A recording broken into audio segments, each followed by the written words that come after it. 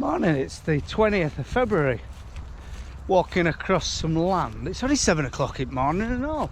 And it's bloody daylight, it's lovely. Birds are singing, it feels like spring's round the corner. Hey, up my little ground, look. You are not a chance. Back can go though, can't it, look? Bloody thing. Willow, come here! Will! Come on! Dickhead.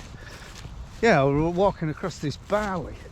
Well, I'm walking across the old farm because I haven't been for a bit, and it feels really nice underfoot. It was a really early drill, these two fields, and they got established before weather broke, and it's lovely. But early drilling, yeah, you have to sacrifice the blackgrass kill, don't you? Because there isn't much more that side of the field, and this is a fairly clean field.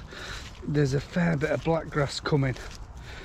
Whether this 6-row variety will smother it, I don't know, because it's Kingsbarn and it's very thick as it is. We put a thicker seed bed on with the idea of smothering blackgrass, but I think there'll be a bit of knapsacking in here at May-June time to take it out. Yeah, there's probably, oh god, keel up.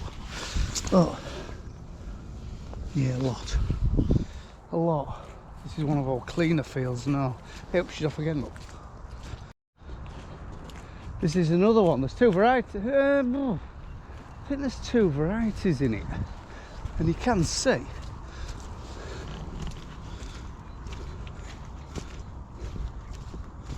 To that mark. On the right is Tardis. And on the left is Cassia. And you can just see a difference in colour. For what reason, I can't really work out. Whether the Tardis has withstood the wet winter, I don't know, but there's definitely a little bit of a divide you can see on this headland and all. Look, you can see the yellow. That must be Cassia on the right hand side. And Tardis on the left, and there's definitely a distinct colour difference. So Tardis must be a better, healthier barley, or be able to sort of withstand the pressure of what it's had dealt this winter. But yeah, it feels very nice under your feet though, but not clean at all. No, I thought our residuals had done a better job actually, but quite a bit of blackgrass here and there.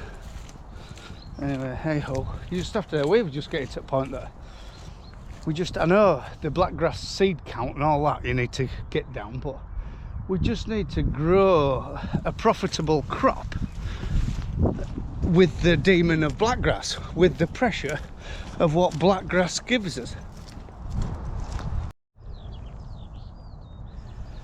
Quite a shock coming into this field. With the weather beaters with this was supposed to go with second wheat, and by the time we got the first wheat off, straw bale cultivated, waiting for a green up. The weather had beat us, the weather had broke, and it's just never even attempted to come back to it. But I was just really shocked with how much blackgrass has come. It's a lawn, which is very, very good. Which means the millions of seeds we've got, millions of them have grown. So if we eliminate them with our glyphosate, our Roundup, but they're dead, they're gone. But there'll probably be a million more. But the plan is at spring, probably coming with spring oats here, and it's been cultivated, and just slot some seed in with mowers. I think try not to disturb the top. So we don't give daylight to them seeds what are hidden beneath the germination canopy, if you want to word it like that, and just slot some seed in, and yeah, spring oats, yeah, and they should do all right. Last time it was spring oats in here, they did very, very well. In fact, unbelievably well. You know, it was like a mega crop. So that's the plan. But look, it's terrible.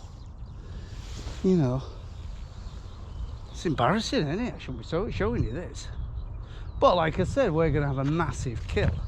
I can just see us having a... but it yet has to dry out because there's still springs running. There's water running down field from springs what are up the field here. And we have thought about putting a pipe in, about 4 foot deep, from that wet hole right down this, a perforated pipe, right down to, and layer it over the bank into the grass. And I think it'd be beneficial because the amount of years what we've, out of a 15 acre field, there's about 2 acre there just wasted with water. So, but draining it properly, you might think, oh, drain it properly, but there's massive great stones underneath, you know, like boulders. What a draining machine, you'd end up wrecking it before you did the job, you know. And getting a draining contractor to come here with the risk of catching stones, it ain't gonna happen, like. And I wouldn't expect one to, because they would wreck their chains one after the other. But yeah, you can see this is all water damage. Spring there in edge bottom, there's a spring in middle, and there's a spring down there. I don't really understand how springs work, because is it the pressure of water from up there coming down and coming up, or I just can't wait up? You know, why it has to find, because it always finds the top in the same spot. Just did a 25 acre of winter wheat. It was the one, if you look watch our videos, it's the one our Oliver worked through night to drill. Hey, she's off again, look.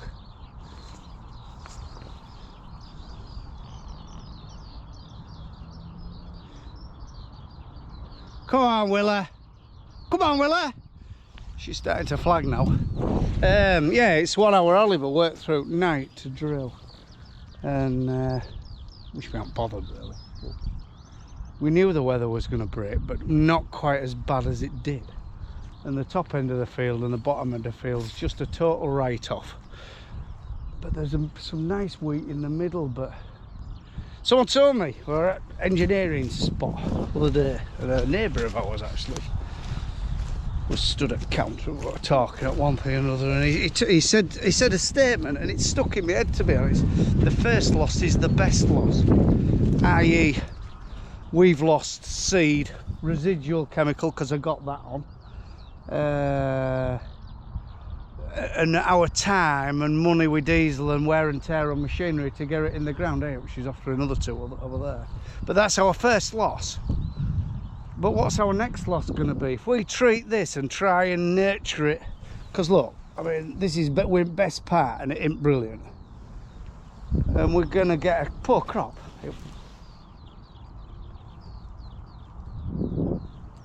She's buggered. She give up. Yeah, we're going to lose. By the time we've put fert on it and one thing and another, it's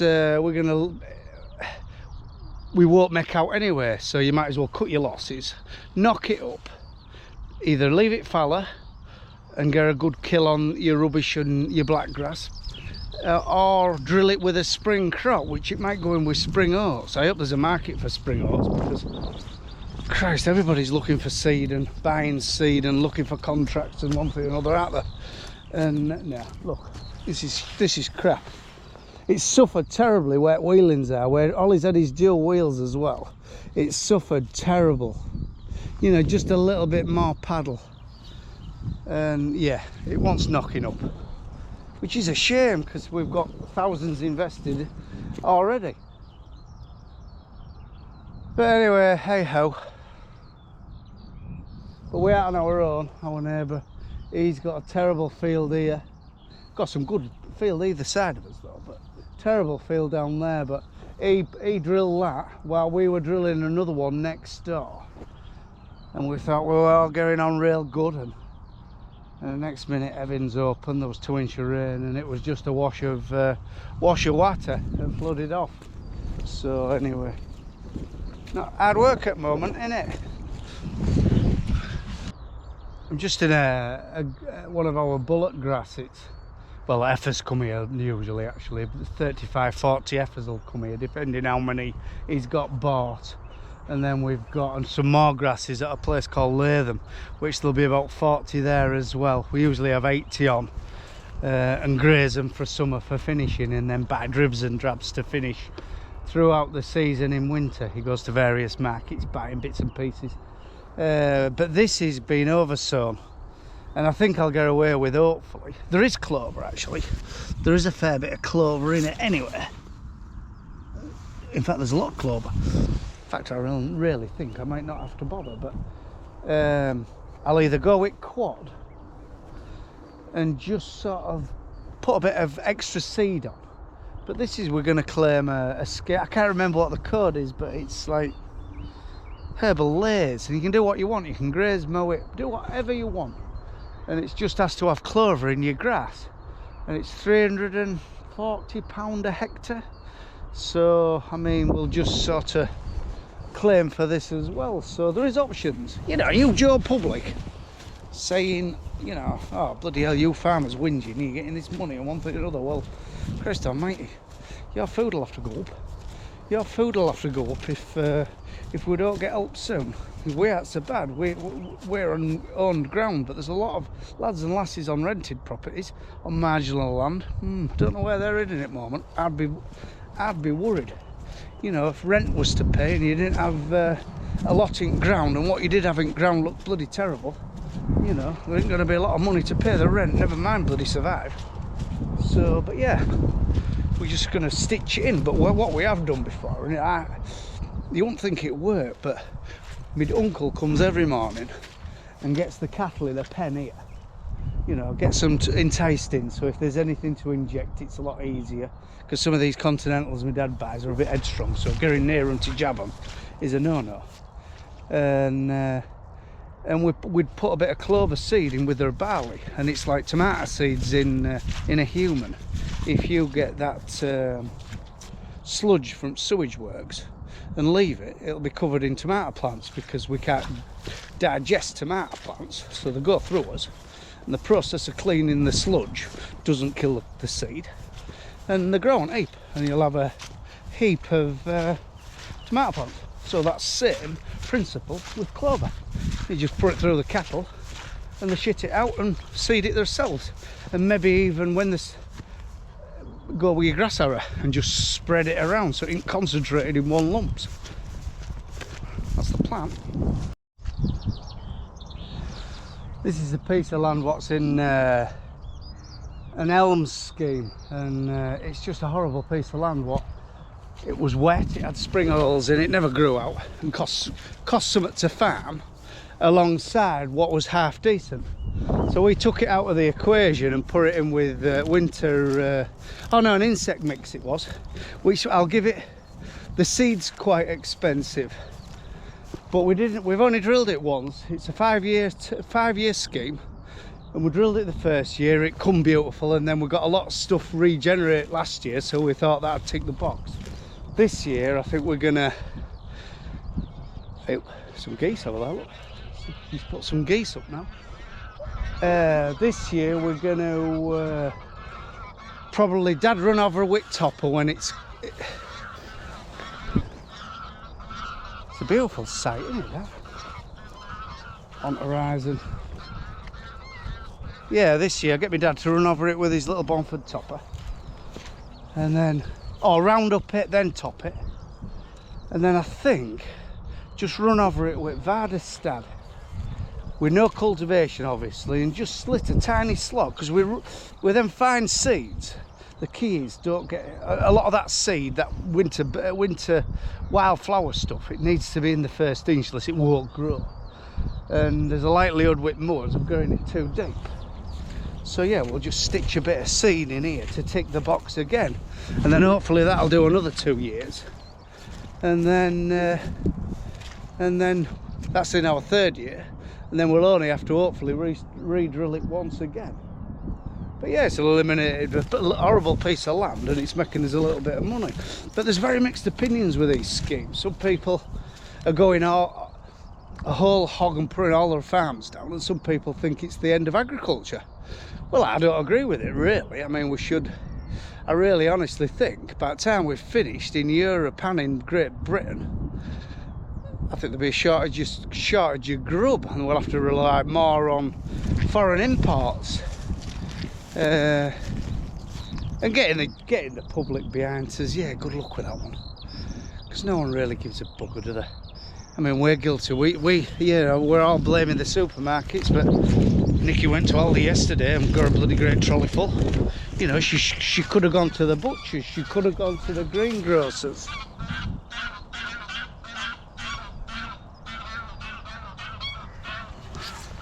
But it's not convenient. People like just to park up in one spot, get all their stuff and bugger off home. You know, but I don't know. I really don't know what's happening. So yeah, that's grand walk. Blackgrass in here, same again. This was supposed to be going in with winter wheat and it beat us. But yeah, we have had a massive bloody germination of blackgrass, which is very, very good, very satisfying.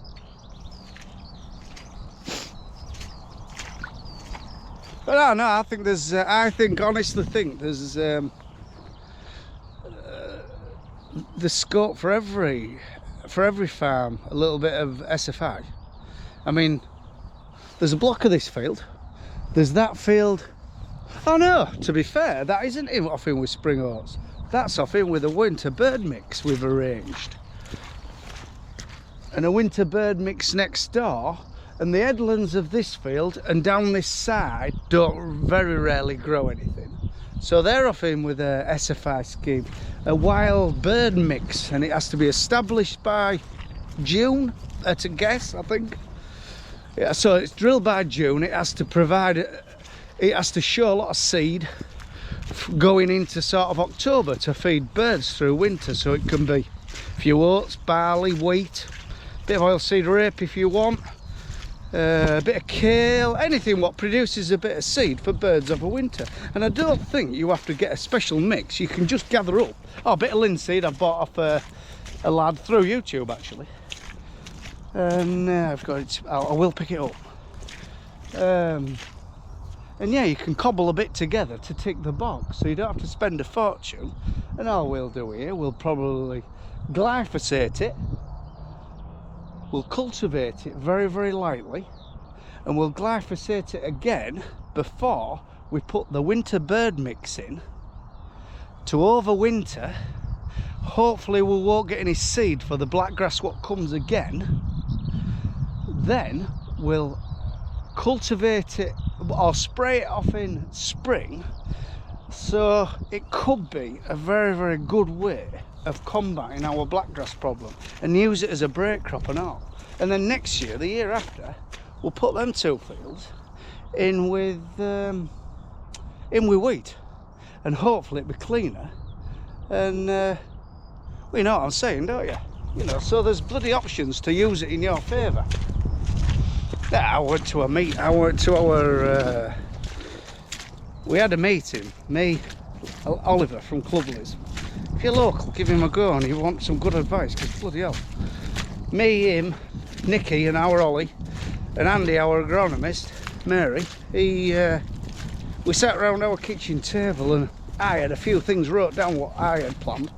Anyway, about the time we'd come away, they were all talking about different things and different one thing and another, and we came out with bloody hell 10 more options than I expected doing it first spot.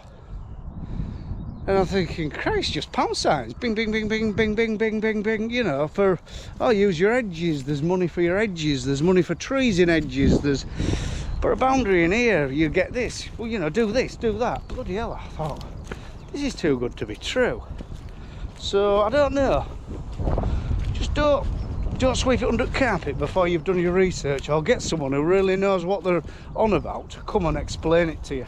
Because I think, if you're on marginal land like we are, it fits your bill. It really does. I think there's options there you could use. So anyway, enough of this bloody tripe. I'll be boring you now. So right, this is just a bit of a farm walk video. So if you like this channel, like and subscribe, and rough hard farming in East Yorkshire, as you can see. Bloody rough going on at the moment. So yeah, right, bye for now. Oh, I can't put music on them all because I got done for copyright, and I was right going on. So that's why I put video on and took it off, video on, took it off. So yeah, so but that's why. So I'm afraid until I get buy copyrights for that bit of music, I can't use it. So yeah, right, bye for now.